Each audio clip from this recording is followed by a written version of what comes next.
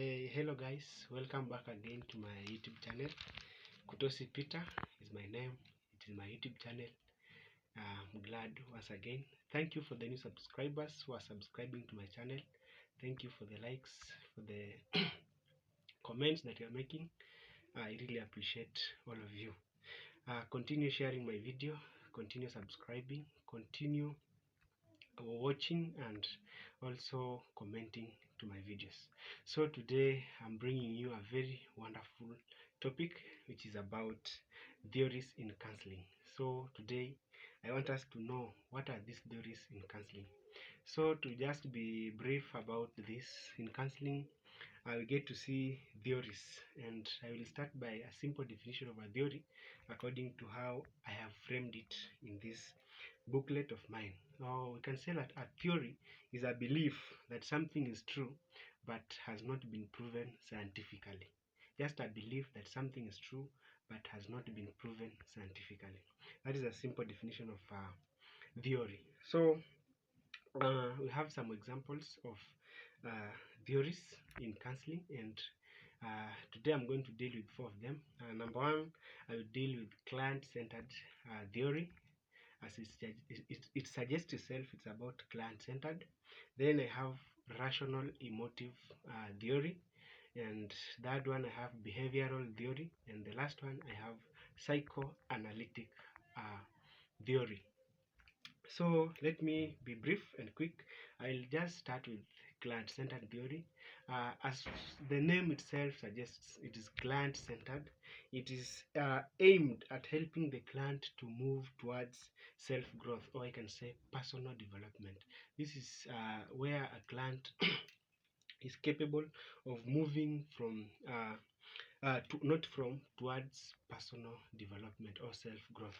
So this theory is very crucial, very necessary, because the client takes the part, and the counselor has the client at hand to help this particular client come out of certain issue, come out of certain challenge that is being in the process. So the theory has some assumptions that bring human beings. The theory has assumptions that human beings tend to move towards wholeness and actualization, or self-actualization.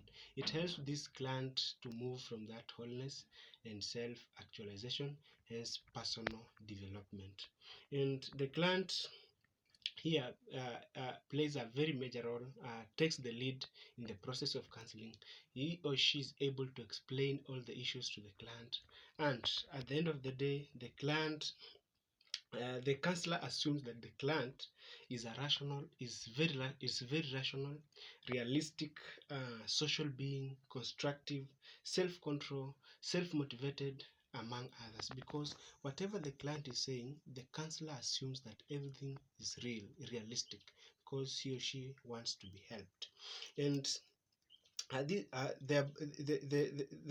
realistic or the constructiveness of a client, it helps him to see himself positively. You know, when this particular client sees himself or herself positive, it is because the client is at the center of counseling. He is the one who is narrating, is the one who is giving information to the counselor, so that they may, in the process, he or she may be helped. Therefore, we get to see that the client is active and therefore participates fully in the process of counseling. And whereas the client is a social being, the client is passive, therefore the counselor is passive, therefore participates minimally. So that is all about client-centered. It's just as the name itself suggests, it is client-centered. So I'll have to move to theory number 2, which is rational emotive theory. And under this rational emotive theory, we get to see that it is aimed at replacing irrational thoughts, feelings, and actions. It's aimed at replacing irrational thoughts, feelings, and actions. So we get to see that the client has the ability to think, to feel, and to act. And this, he or she does it simultaneously, thinking, feeling, and acting. Therefore, we get to see that in this particular theory, the counselor, not the counselor, the counselor helps the client to accept themselves the way they are and avoid comparing themselves with others, which is hence leads to self-acceptance and actualization. Due to this, the client discovers and exploits their potential fully, or to the fullest point they can. So this is where we get some assumptions in this theory. We have that client is a uniquely rational being, and a client gets to learn about positivity or living in a positive environment. Then we get to see that the client learns that he or she has the full control of her thoughts, feelings, and actions. No one can take control of this apart from the client or the individual, himself or herself. So this theory is also very necessary, very important, because it leads to happiness and affection of a client, and the person therefore feels positive about herself, which changes the behavior of that particular individual. The client is assisted to discover and exploit great untapped potentials that he or she may not be in a position of understanding, may not be in a position of unveiling. And we get to see that the counselor helps the client to accept the inappropriate or irrational feelings, thoughts, and actions, and helps the client to deal with them or take the responsibility upon them. The client gets to learn that learns to control over his or her feelings, thoughts, and actions. The irrational beliefs, thoughts, and attitudes are replaced by rational ones. All the things that we are that are irrational are being replaced by the rational ones. So the client needs to confront negative thoughts, which promotes negative feelings and wrong actions, which produce bad behaviors. So the client speaks out positively about himself, and this will lead to positive behavior. That will become the end of the end of example number 2. So theory number 2. Theory number 3, I will tackle about behavioral change. Briefly, it uses conditioning activities. For example, behaviors is being learned, whether positive or negative, whether good or bad, and this is between the stimulus and response of the body. This theory requires a person's negative behavior to be unlearned slowly slowly through positive reinforcement and punishment when needed. So we get to see that under behavioral change or behavioral theory, learning and unlearning of behaviors is being experienced here. Either you learn a positive behavior or a negative behavior, and both can be. If you learn, you can unlearn. So here we get to see that we have some of the places that we get to learn these behaviors, which is implies that behaviors can be learned or be unlearned, either learned or unlearned, in churches, in communities, in schools, in the nation, in media, and anywhere that in any environment you can either learn or unlearn them. So that is just brief about behavioral. Let me finalize with the last one, which is psychoanalytic theory. Psychoanalytic theory, I'll try to tackle it briefly here, and we get to see that it is aimed at tracing issues from the past experience. And under this, we believe that the behavior of a person is caused by experiences that he or she has gone through or went through, and in the past, yes. We get to see that it is the personality consists of 3 systems or components or parts. So we get to see that under here we have the personality that has 3 components, of which one I can talk about id, that is instincts and demand, or instincts or demand of the body.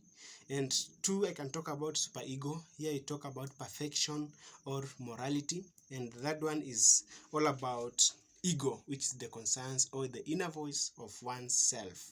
So we get to see that id, it is a domain of all instincts. feelings, for food, for fight, for sex, for companionship, for sleep, and for any other activity. And this is just a domain for all instincts.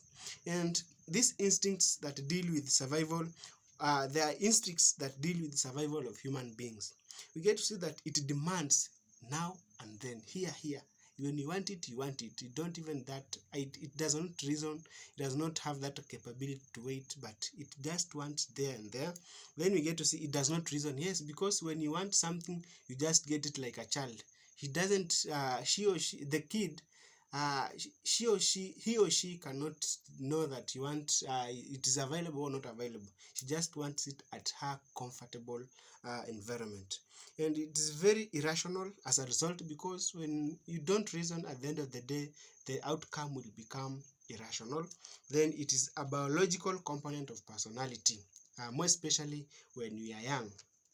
Then when I go to component number 2 is superego. I said it is about perfection or morality. Here it is a moral part of personality, for example, from the culture, religion, family, institutions, prisons, community, laws of the country, among others. And sometimes the superego can be irrational and unrealistic. Why?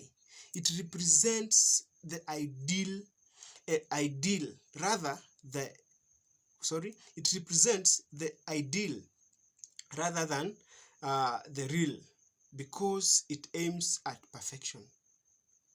I repeat that point. It represents the ideal rather than the real, because it aims at perfection. Represents the ideal rather than the real, because it aims at perfection, without something like that. It is therefore a social part of personality. Then the third one is ego, which is the conscience of personality. And this is where we get to see ego. It is the pivot, it is the fulcrum, it is the balance of all these two, ego and superego. Then it is very rational, thus it thinks, makes one to think. It is the psychological component of life or of personality. For example, the person can say no to certain feelings because of the consequences or danger of it. It balances the id and the super ego. So it is in between the demand and the morality. It is in between the instincts and the perfection. So without ego, these two things can end up messy. So it balances those two things, which is id and superego. And the superego balances the demand and the morality. Get that well? The superego balances its demands and the morality. Then we get to see that this is through the inter and intra relationships. The id and the super id therefore forms a psychic demand, which leads to negative behaviors. The counselor traces the issues from the past, e.g., or for example, with understanding the id, ego, and superego. And this will help this particular client to be able to help this particular counselor to help a client effectively and accordingly. Then we have the stages of psychoanalytics theory. We have around 5 of them, which is oral stage for between 0 to 1 year. It is about pleasure of childhood or pleasure centered. We have the anal stage. It's also about toilet stage or bowel passing and training, and it is very, very important to a child. Then we have the phallic stage, that is from 3 to 6 years. It is all about genitalia. The organ for pleasure is the genitals. The activities are directed to the genitals. That is 3 to 6 years. And we have number 4, the latency stage. It is all about early adolescence stage. It is from 6 to 12 years. Then we get to see that the pleasure goes to the subconscious. Now the person interacts with the other people, e.g. in family, school, church, and other and the community at large. And the last stage I have, it is the genital stage, and this is the adolescent stage. It's the late adolescent stage, and the pleasure is manifested in the sexuality. The person understands he or she is a woman or a man, and and tries to cope up with the biological issues, especially with the opposite sex, because this person is now a grown-up person, and that is so. This marks the end of the stages of psychoanalytic theory and the stages, and marks the end of theories of counseling that I've been discussing. Just a small recap: we have dealt with 4 types of stages. Number 1, I said it is client-centered. Number 2, I said is rational emotive. Number 3, behavioral, and the third one is psychoanalytic. And under psychoanalytic, we have learned a lot. We have get to know the components, which is id, super ego, and ego, and we'll also get a chance to get the stages of psychoanalytic theory. We had the 5 stages: oral, anal, phallic, latency, and finally the genital stage. So guys, thank you for watching. Thank you, I really appreciate you. Keep watched, keep tuned. Next, I'm trying to prepare another goodies for you. Thank you for watching. Subscribe to my channel, like, comment, and do all the necessary. Thank you, and be blessed.